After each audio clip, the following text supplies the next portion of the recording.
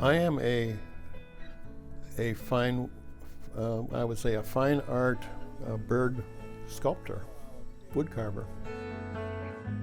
I carve what is called decorative birds. Decorative is simply I've never cared for the term, but it really means that they're extremely and fully detailed.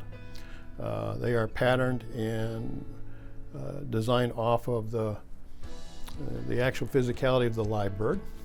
I try to be as accurate as possible about the anatomy, the coloring, the painting, the texturing, everything involved. I've used everything I ever learned as an artist to do this. And then some new things in it that I've learned to do since I took it up. Like I never used welding equipment before, but it's definitely a fine art. And the higher you set your standards, the finer it gets. I like telling a story with these carvings, even if it's a millisecond of a part of their life as a bird, but I like to tell some kind of story. So I like the habitat part of it, and it's an important part of the process.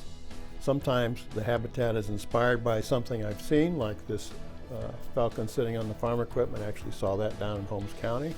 It just tripped me over, and I said, I got to do that. Or the sparrows in the fence. I have a fence in the back of my house. I've been watching sparrows in and out of that thing for years. I thought, I need to do that. The wood that I use is called tupelo. It grows in the swamps, and because it's a wetland tree, it's selectively harvested. But all the trees used, the bottom 6 feet of the tree grows in the swamps and is underwater most of the time, and the bottom 6 foot of that tree is saved for the carving industry. The top part, believe it or not, as soft as this wood is from the bottom, the top part's like steel. It's just really hard. And it's used for pallet making and furniture framing for couches and stuff like that you never really see it. The wood has a near composite feature about it, which is why we like it. There's not much in the way of grain or sap in the wood like pine would have. And because of that, it renders itself to all the fine texturing that we do. What I enjoy the most is the creating. People come in and see this work and say, wow, this is really something.